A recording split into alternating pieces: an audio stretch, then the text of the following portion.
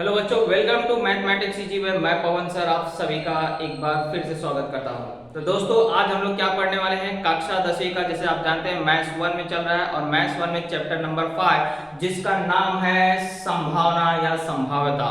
प्रायिकता भी इसे कहा जाता है, प्रोबेबिलिटी भी कहा जाता है या पॉसिबिलिटी भी इसे कहा जाता है।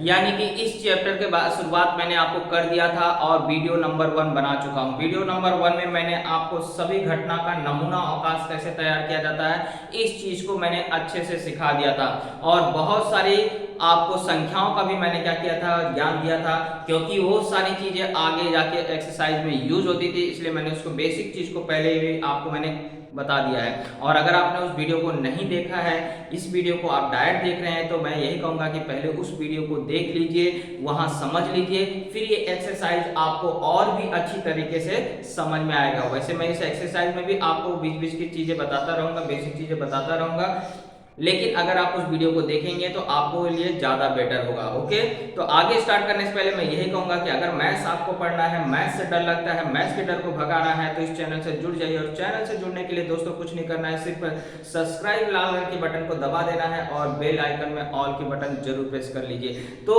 आपको गणित से रिलेटेड जितने भी वीडियो है आपको हमेशा मिलते रहेंगे और आपका गणित बहुत ही स्ट्रांग हो जाएगा। आप गणित में टॉप कर सकते हैं, अच्छा स्कोर कर सकते हैं। ओके दोस्तों, चलिए आगे स्टार्ट करेंगे। आज हम लोग पढ़ेंगे 5.2, क्योंकि 5.1 एक्सरसाइज कंप्लीट हो चुका था, उसमें हमने बेसिक चीजें सारी चीजें पढ़ चुके हैं। आगे हम लोग 5.2 के सम्स को क्या करेंगे, सॉल्व करेंगे और अच्छा स्कोर करेंगे। मैंने बताया था ये चैप्टर क्या है, आपको 10वीं बोर्ड एग्जाम के लिए स्कोरिंग चैप्टर है, क्योंकि बहुत ही सरल चैप्टर है और अच्छे सा स्कोर इसमें क्या कर सकते हैं, आप कर सकते हैं। चलिए सवाल नंबर 1 उठाते हैं कि पहला प्रश्न क्या हो रहा है। यहाँ पे बोला है प्रत्येक प्रयोग में, यानी कि यहाँ जो हम लोग यादृच्छिक प्रयोग करने जा रहे हैं उस प्रत्येक प्रयोग में नमूना अवकाश s लिखना है और उसके नमूना घटकों की संख्या नंबर ऑफ s लिखना है। दो ही काम करना है, पहले तो नमूना अवकाश s तैयार करना है, बाद में उसके घटकों की संख्या लिखना है। इतना सा काम करना है, कोई दिक्कत वाली बात नहीं होगी। चलिए पहला देखिए प्रश्न क्या बोल रहा है। पहले का पहला बोल रहा है एक पासा और एक ही पासा और एक सिक्का एक ही समय में फेंका गया, तो इसका नमूना अवकाश s क्या होगा। क्या फेंका जा रहा है प्रयोग में, एक पासा और एक सिक्का। अगर हम लोग फेंकते हैं तो नमूना अवकाश s क्या होगा, ये हमें क्या करना है, तैयार करना है। नमूना अवकाश s जिसे हम लोग बोलते हैं सैंपल स्पेस, इसको हमें क्या करना है, तैयार करना है। तो दोस्तों आपको अच्छी तरह से मालूम होगा एक सिक्का यानी कि इसमें या तो हेड आएगा या तो टेल आएगा, ये मैंने आपको बताया था। एक सिक्के के लिए नमूना अवकाश क्या होता है, हेड या टेल। और एक पासे के लिए बोल रहा है तो एक पासे में आपको जानते हैं 1 से 6 नंबर होते हैं, तो यानी कि 1 2 3 4 5 6 ये क्या हो सकती है, संभावना हो सकती है। अगर एक पासा फेंका जाएगा तो ये नंबर्स आ सकते हैं और एक सिक्का फेंका जाएगा तो हेड या टेल आएगा। लेकिन बोला जा रहा है कि अगर इन दोनों को एक साथ फेंका जा रहा है तो नमूना अवकाश क्या तैयार होगा। तो कुछ नहीं डरना बच्चों, पहले h के साथ ये सारा, क्योंकि हम लोग हो सकता है h के साथ 1 आए, है ना, दोनों एक साथ फेंका जा रहा है, एक सिक्का फेंका जा रहा है और एक क्या हो रहा है, पासा फेंका जा रहा है। तो हो सकता है हेड आया हो और हो सकता है पासे में एक नंबर आया हो। तो इसलिए आप क्या करेंगे, अब आपको सोचना नहीं है, h के साथ पहले पूरा नंबर लिख लीजिए और बाद में t के साथ पूरा नंबर लिख लीजिए। यही तो होगा नमूना अवकाश, क्योंकि दो चीजें फेंका जा रहा है, एक पासा फेंका जा रहा है और एक सिक्का फेंका जा रहा है।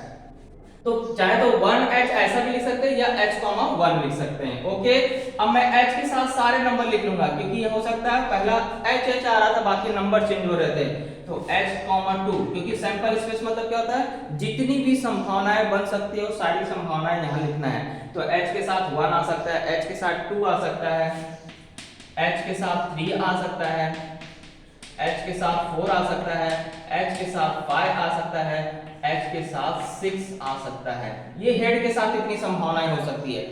टेल के साथ कितनी संभावनाएं होंगी, वही होगा, टेल के साथ 1 आ सकता है, टेल के साथ 2 आ सकता है, टेल के साथ 3 आ सकता है, टेल के साथ 4 आ सकता है।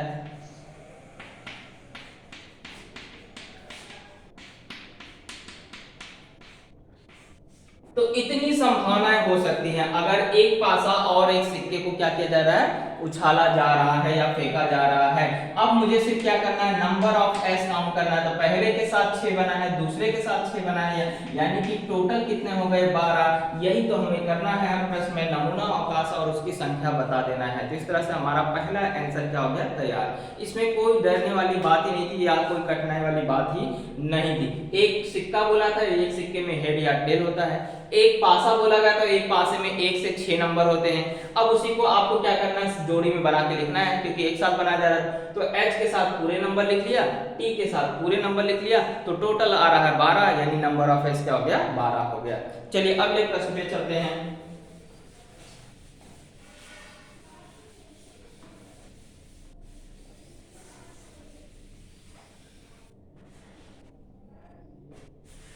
इसमें सेकंड क्या बोल रहा है कि संख्या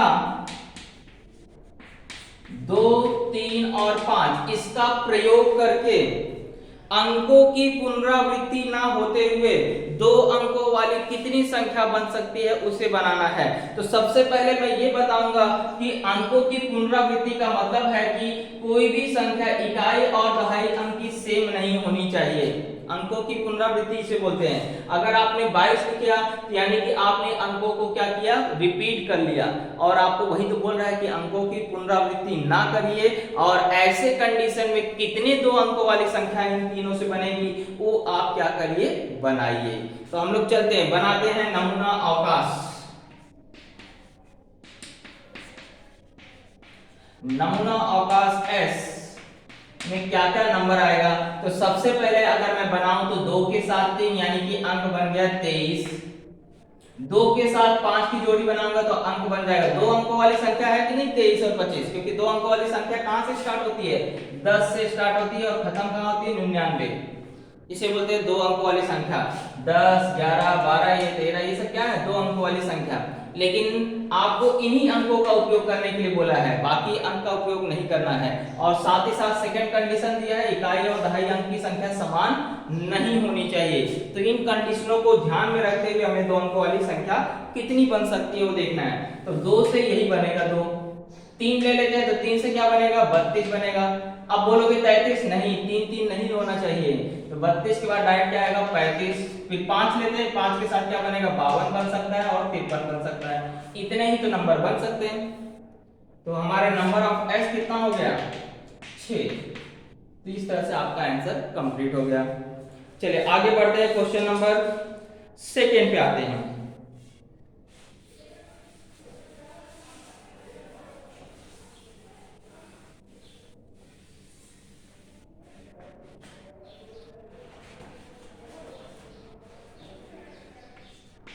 क्वेश्चन नंबर 2 में क्या बोला है, एक फिरकी दिया गया है, उसमें कलर्स दिए गए हैं। देखिए इस तरह से चित्र बना हुआ है।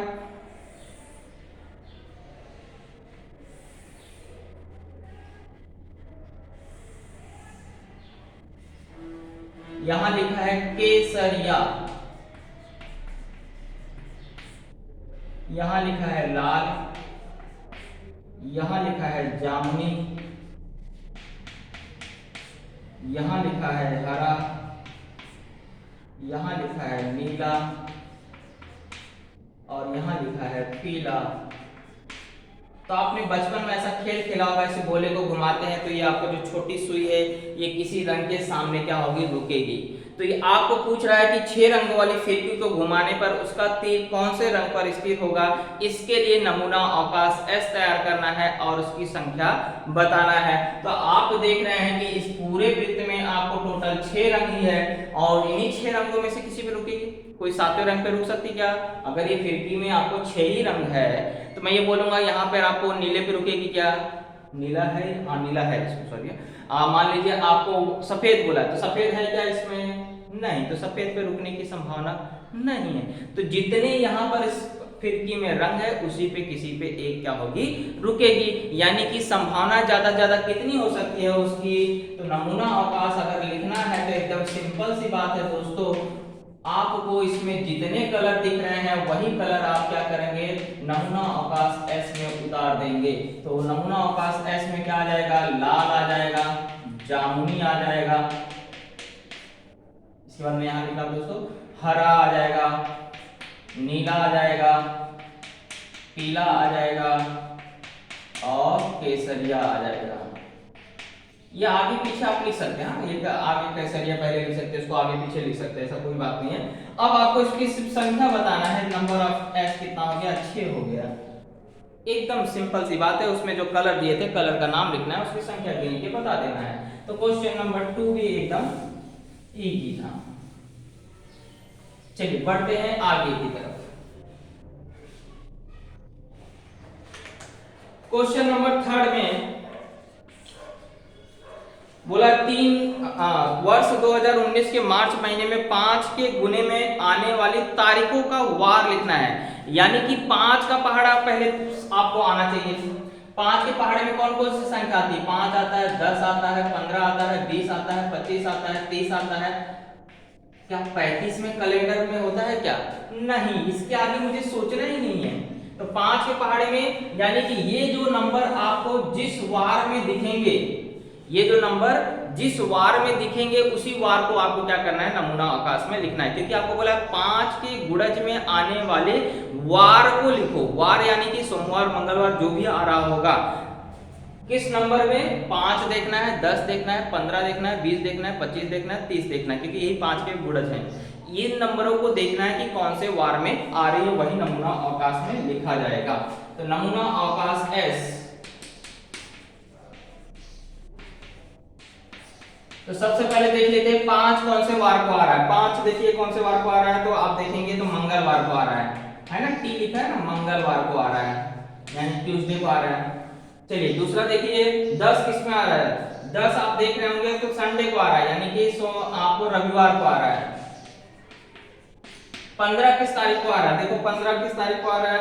फ्राइडे, यानी कि शुक्रवार को आ रहा है। 20 किस तारीख को आ रहा है? देखो जल्दी से, 20 आपको बुधवार को आ रहा है।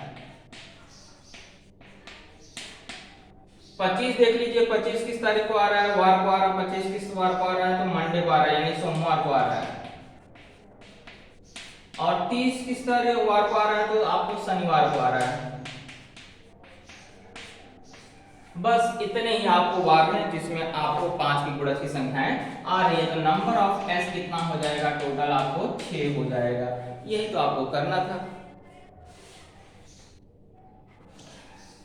चलिए क्वेश्चन नंबर 4 देखते हैं।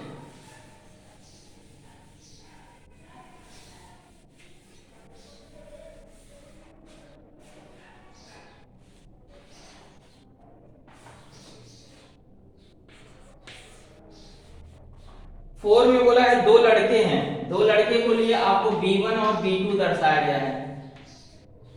2 लड़कों के लिए, एक लड़का यानी कि B1, दूसरा लड़का यानी B2, और 2 लड़कियां हैं जिन्हें एक को बोला है G1 और एक को बोला है G2, गर्ल 1 गर्ल 2। तो इन 2 लोगों की एक रास्ता सुरक्षा समिति बनाना है। 2 लोगों की बोला है, यानी कि आपको क्या करना है, समिति में 2 लोगों को ज्यादा रख सकते हैं, उससे ज्यादा नहीं रख सकते। 2 का हम लोग बोल सकते हैं समूह बनाना है। किसमें से? 2 लड़कों में से और 2 लड़कियों में से। इन चारों को मिलाकर के क्या करना है, 2 का समूह बनाना है।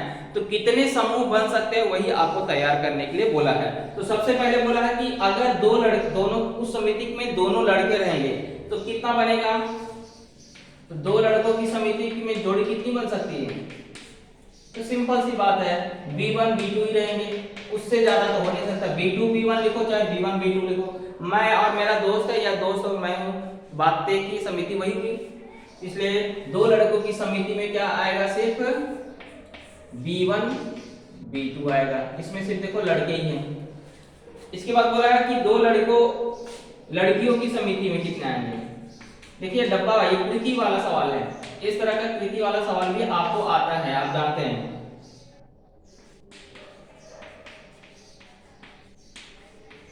तो 2 लड़कियां, यानी कि यही आपको बोला है, दोनों समिति में दोनों लड़कियां होनी चाहिए। तो एक ही समिति बन सकती है G1 G2 की।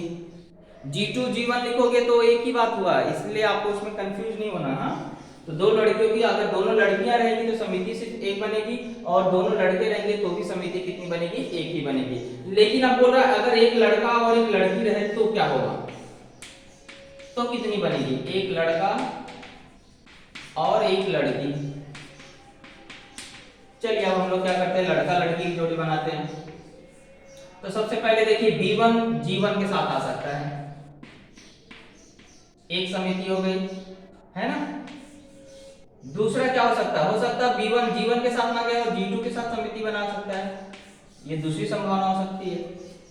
इससे ज्यादा B1 किसी के साथ बना सकता है क्या, नहीं, क्योंकि उसने बोला है दूसरी क्या होनी चाहिए, गर्ल्स होनी चाहिए। अब B2 की भी जोड़ी किसके साथ बन सकती है, B2 की भी जोड़ी G1 के साथ बन सकती है, या B2 की जोड़ी किसके साथ, G2 के साथ बन सकती है। यही तो संभावना है, चार ही संभावना पॉसिबल हो सकती है अगर एक लड़का और एक लड़की बोला तो। अब आपको टोटल देख लीजिए कितने हो रहे हैं, वही टोटल क्या करना है, उसमें लिख देना है। इसलिए नमूना अवकाश